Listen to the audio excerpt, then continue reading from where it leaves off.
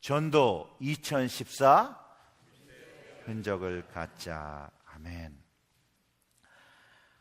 올해로 제가 하나님을 인격적으로 만나고 그리스도인이 된 지가 25년이 되었습니다.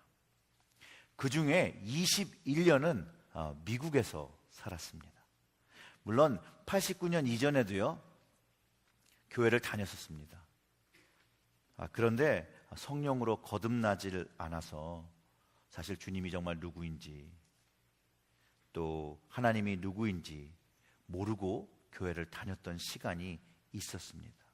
그런데 주님이 성령님을 통해서 저를 만나주신 후로는 제 인생이 바뀌기 시작했습니다. 예수님에 관한 그 좋은 이야기를, 은혜 받은 이야기를 나누자고 하면 정말 며칠 밤을 새워도 모자랄 정도로 많습니다. 그리고 많은 그리스도인들도요, 주님을 만나고 은혜를 체험하고 나면요, 그 주님을 위해 그 살기를 소망하고요, 그 은혜 받은 이야기에 정말 시간이 흘러가는지 모르고 얘기를 합니다. 여러분 동의하시죠?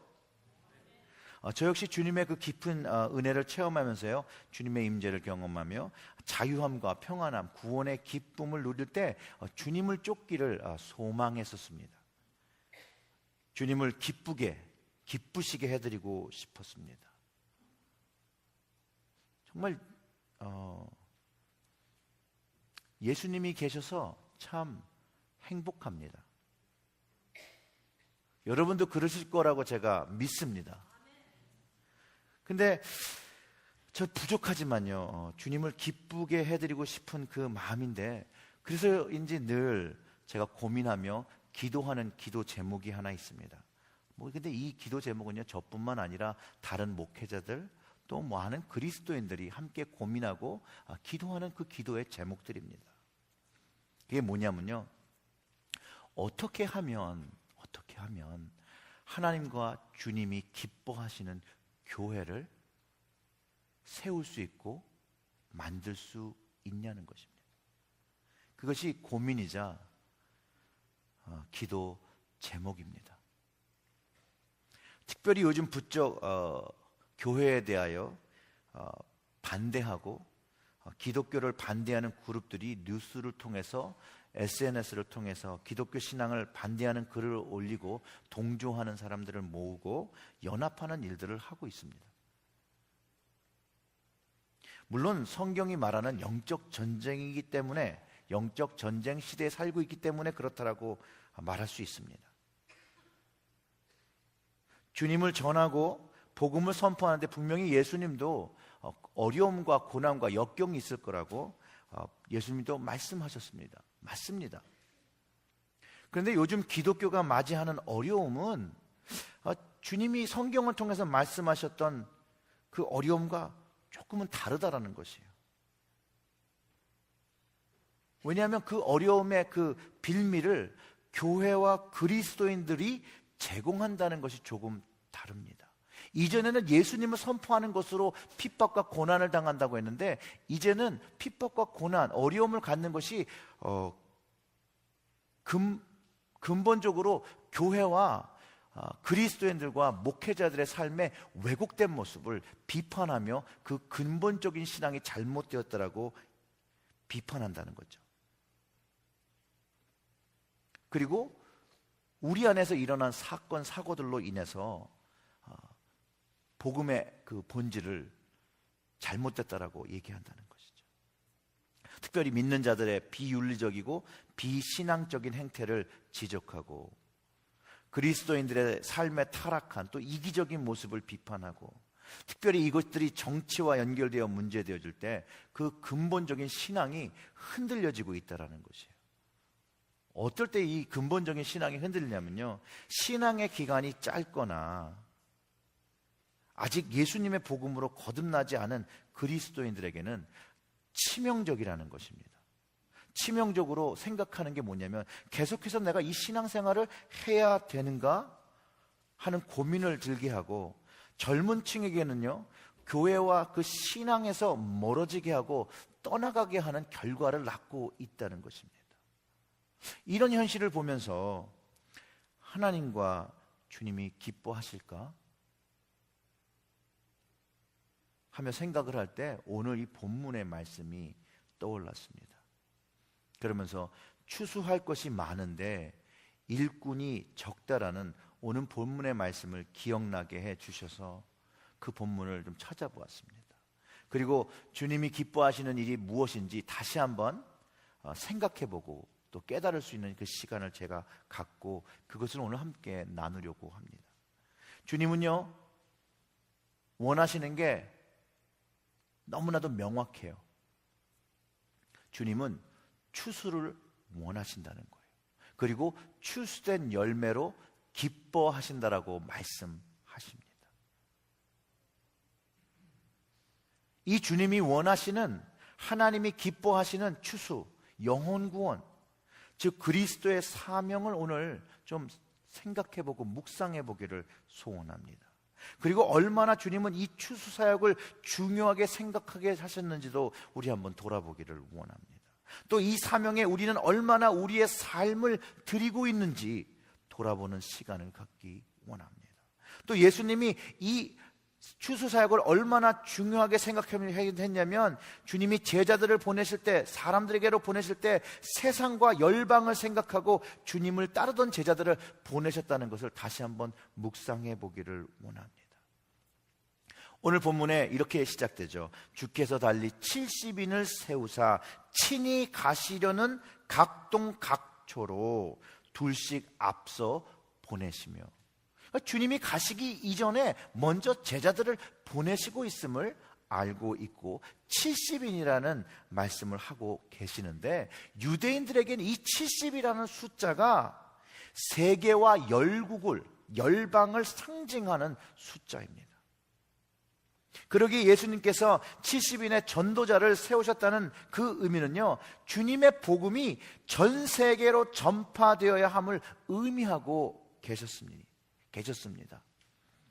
그러니 주님께서 추수할 것이 많은데 일꾼이 적다고 하신 그 의미가 바로 이해된다는 것이죠. 그 유대 지역 고기가 아니라 세계 열방을 꿈꾸시고 주님은 이 복음이 이제 앞으로 세계로 나갈 것을 이미 아시고, 근데 그 이미 아시는데 일꾼이 적다라는 것입니다. 또 이 70인은요 이스라엘의 장로들을 의미하는 숫자이기도 합니다. 또한 유대 종교 의결 기관인 산헤드린 역시 70명으로 구성되어 있습니다. 이처럼 이 70이라는 숫자는 굉장히 의미를 가지고 있습니다. 물론 70인 성경역을 본다면 오늘의 이 본문의 70인이 72인으로 기록되어 있습니다.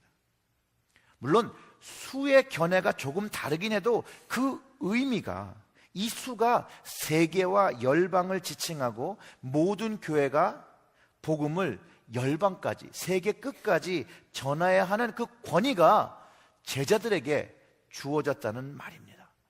즉 교회는 자신의 자리로부터 열방까지 복음의 마음을 품고 기도하고 살아가야 합니다.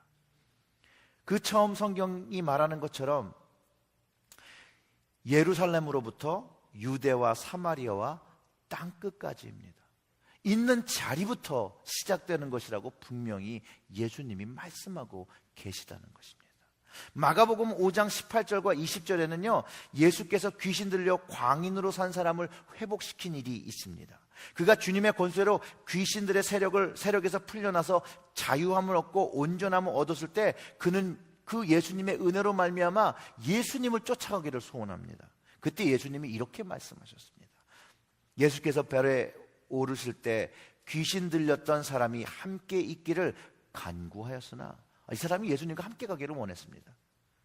허락치 아니하시고 저에게 이르시되 집으로 돌아가 주께서 내게 어떻게 큰 일을 행하사 너를 불쌍히 여기신 것을 내 친속에게 고하라 하신대, 그가 가서 예수께서 자기에게 어떻게 큰 일 행하신 것을 데가볼리에 전파하니 모든 사람이 기이 여기더라. 주님은요 이 귀신에서 자유함을 얻은 이 사람에게 사명을 주었습니다. 그 사명이 이제 주님께서 하신 그 큰 일을 친속에게 고하라는 사명을 주셨습니다. 전도의 처음의 장소는 가정과 친속인 것을 우리가 깨달아야 하고 가까운 일터와 우리의 생활권인 것을 먼저 깨달아야 합니다.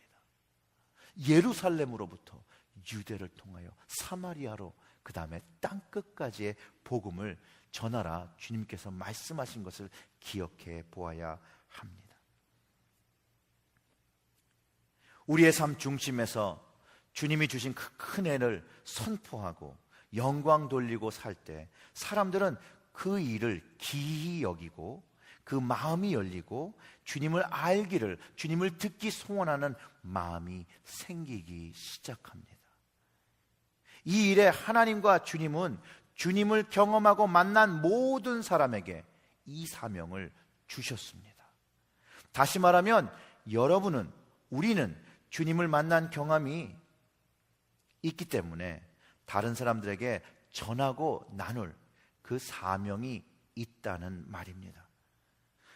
여러분들을 주님 함께 하신 이야기를 누구와 함께 나누고 계시고 어디에서 나누고 계시고 무슨 이야기를 나누고 계시고 계십니까? 예수님께서 은혜 풍성히 주시고 구원해 주신 그 기쁨을 여러분들 누구랑 나누십니까? 혹시 너무 좋은 것이라고 생각되셔서 혼자만 즐기시고 좋아하십니까?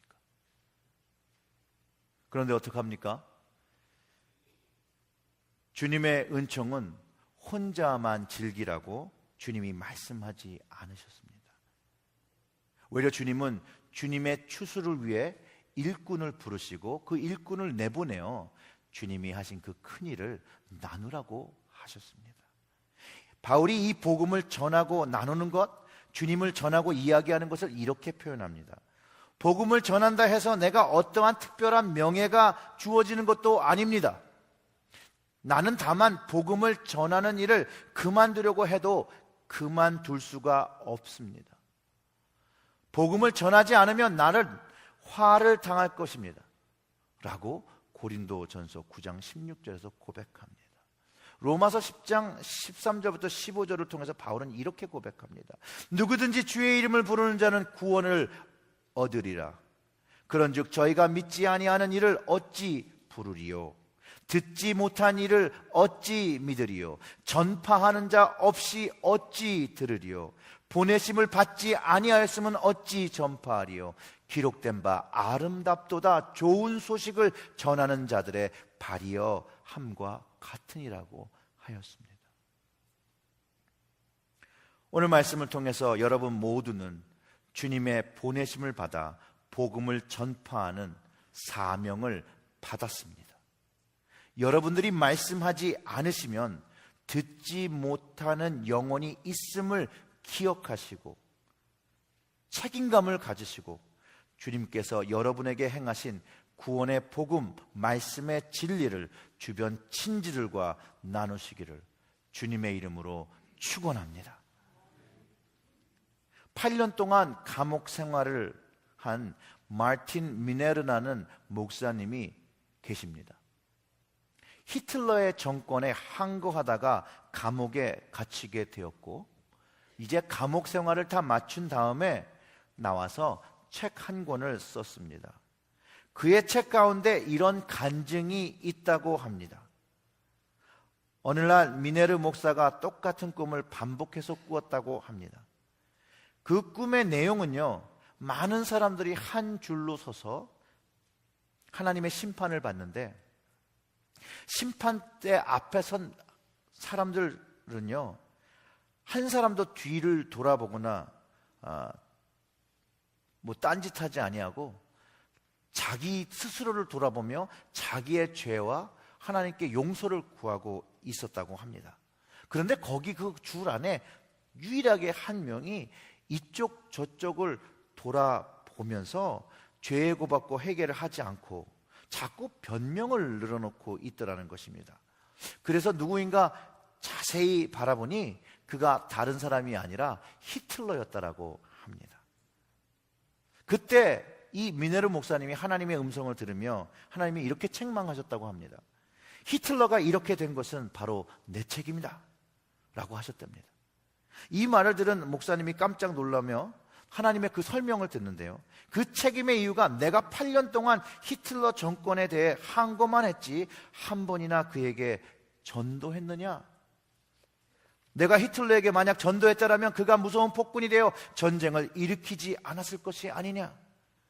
전쟁을 일으킨 죄값이 바로 내가 전도하지 않은 것에 있다라고 지적하셨다라는 것이에요.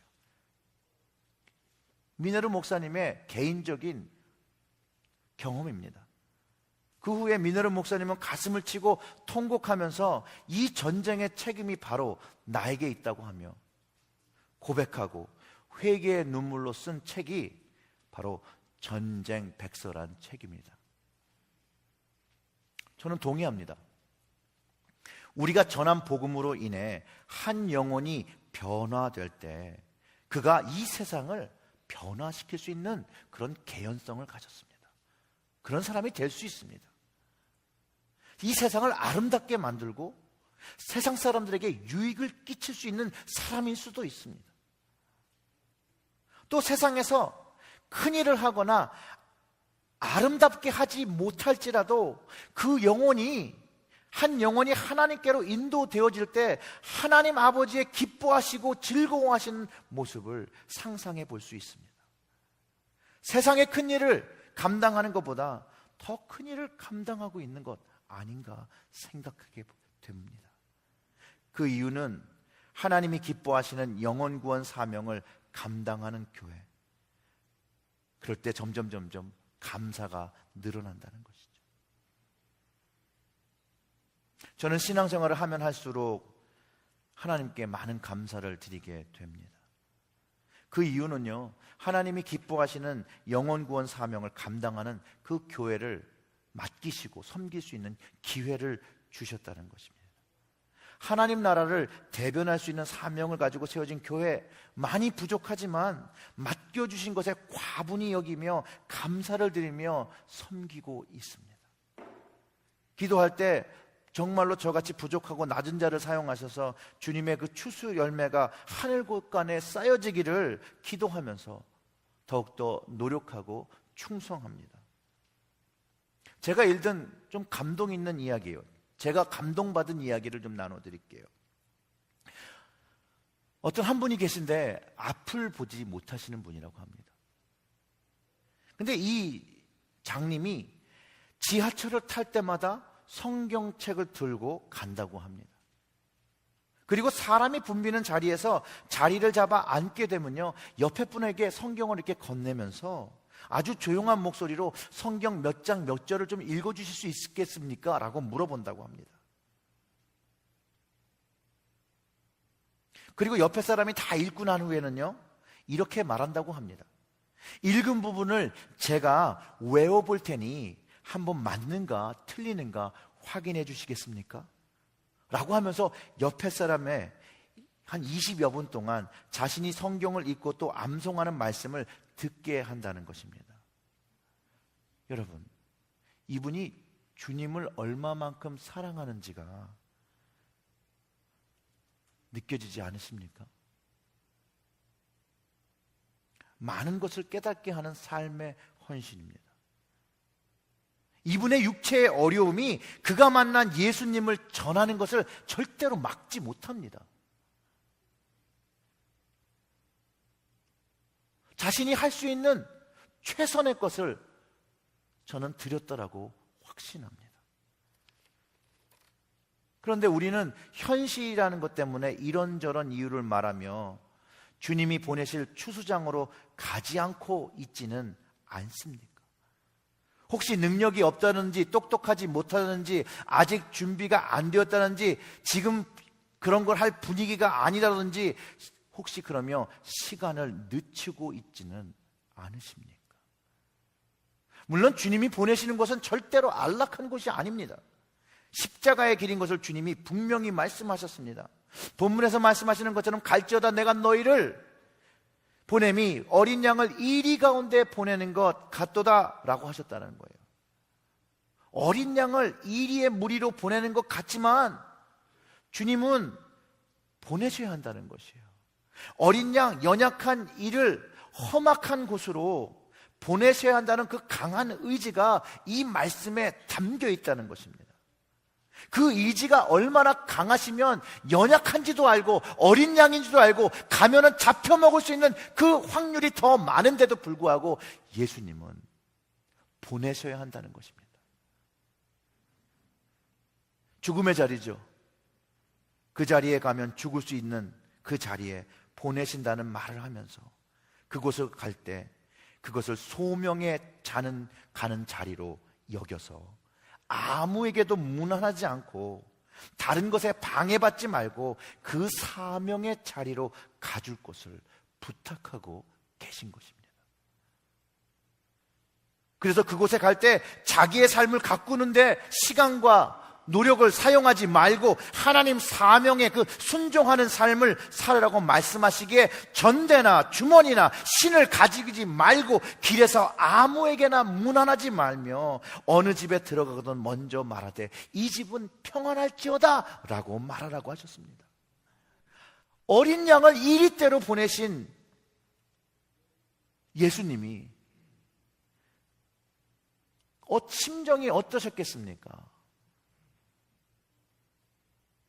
그렇지만 그 이리떼들이 모여 사는 곳에 가면 방어하고 싸우지 말고 오히려 평안을 빌어주라고 말씀하고 계십니다.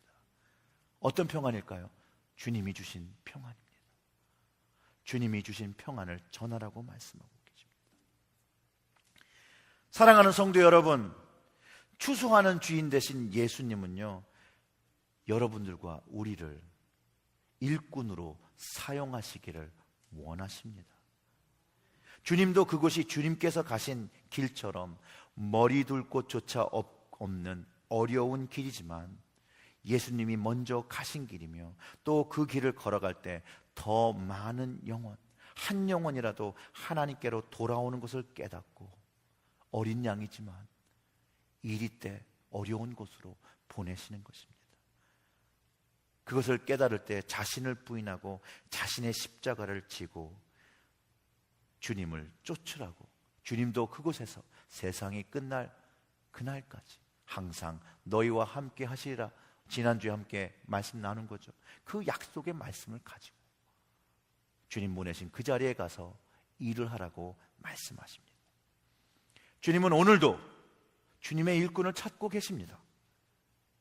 주님의 평안을 선포하고 나눌 주님의 추수꾼들을 찾으십니다. 하나님을 따르는 것을 우선순위로 놓고 하나님의 임재를 선포하고 부활의 능력을 증거하는 주님의 일꾼을 부르고 계시고 그 부르심을 받은 교회와 그리스도인들이 자신의 삶을 먼저 꾸미고 가꾸기보다는 하나님 그 부르심에 순종하며 응답하시기를 기다리고 계십니다. 사랑하는 성도 여러분, 여러분들 예수님의 사랑, 은혜를 경험하셨습니까? 주님이 베푸신 구원의 의미를 알고 체험하셨습니까? 그렇다면 여러분은 주님의 일꾼입니다. 주님께서 보내신 자리에 가서 복음을 선포하셔야 합니다. 주님이 우리에게 베푸신 크신 은혜, 큰 일을 우리는 자랑해야 되고요, 선포해야 하고요, 하나님 아버지께 영광을 돌려야 합니다. 어떤 목사님의 이야기인데요, 일본에서 개최된 한 집회의 주제가 우리는 우리의 삶을 통하여 어떻게 그리스도께 영광을 돌릴 수 있는가 라는 주제였다고 합니다. 그런데 그 집회에 참석한 한 소녀가 이 주제를 관련시켜서 이런 이야기를 했다고 합니다. 그것은 나에게는 다음과 같은 것처럼 보입니다. 어느 봄날 나의 어머니는 작고 보기 흉한 검정꽃씨를 조금 가져와 심었습니다. 그 꽃씨가 자라나서 아름다운 꽃을 피웠습니다. 어느 날 그 꽃을 본 이웃 사람이 이 꽃은 너무도 예쁘군요, 꽃씨를 좀 나누어 주시지 않으시겠습니까? 라고 말했다고 합니다. 만일 그 이웃 사람이 꽃씨만을 보았다라면 그녀는 결코 꽃씨를 달라고 요구하지 않았을 것입니다. 그녀는 꽃이 아름답게 핀 것을 보았기 때문에 그 씨를 달라고 했던 것입니다. 기독교의 진리도 이와 마찬가지입니다. 우리는 우리들의 친구들에게 성경의 진리에 대해서 말해줍니다. 성경의 진리는 그들에게 매우 어렵고 관심 없는 것처럼 보입니다. 그러나 그들이 이러한 진리들이 우리의 삶 속에서 친절한 말과 착한 행실로 피어나는 것을 본다라면 그들은 그러한 삶은 너무나도 멋있군요라고 감탄할 것입니다. 이와 마찬가지로 우리는 우리의 말보다 우리의 삶 자체를 통해서 그리스도를 전파할 수가 있습니다 라고 말했다고 합니다. 제가 좋아하는 히브리서 10장 19절과 25절의 말씀입니다. 그러므로 형제들아, 우리가 예수의 피를 힘입어 성소에 들어갈 담력을 얻었나니 그 길은 우리를 위하여 휘장 가운데로 열어놓으신 새롭고 산 길이요, 휘장은 곧 저희의 육체니라. 또 하나님의 집 다스리는 큰 제사장이 계심에 우리가 마음의 뿌림을 받아 양심의 악을 깨닫고 몸을 맑은 물로 씻었으니 참 마음과 온전한 믿음으로 하나님께 나아가자. 또 약속하신 이는 미쁘시니 우리가 믿는 도리의 소망을 움직이지 않고 굳게 잡아 서로 돌아보아 사랑과 선행을 격려하며 모이기를 패하는 어떤 사람들의 습관과 같이 하지 말고 오직 권하여 그 날이 가까움을 볼수록 더욱 그리하자 하며 권면하며 그리스도의 삶을 맑은 물로 씻겨진 마음과 믿음을 가지고 사랑과 선행을 하며 모이기를 힘쓰며 주의 날을 사모하며 살아가라고 이야기하고 있습니다. 사랑하는 성도 여러분, 주님의 추수밭에 일꾼이 필요하신데 여러분께서 헌신해 주시지 아니하시겠습니까? 주님은 오늘도 주님의 은혜와 사랑에 감동하여 주님의 일을 감당할 일꾼을 부르고 계십니다. 그 일꾼을 부르시는데 여러분이 주님의 일꾼으로 그 주님의 부르심에 응답해 주시기를 부탁드립니다. 그것이 험난한 자리가 되고 어려운 자리가 되고 어린 양이 이리대로 들어가는 같은 어려움이 있을지라도 그곳에 주님이 함께 하시겠다고 하셨으니 그 말씀을 믿고 붙잡고 주님만을 바라보고 주님이 여러분께 끼치신 그 은혜와 사랑을 선포하시기를 주님의 이름으로 축원합니다. 기도하겠습니다.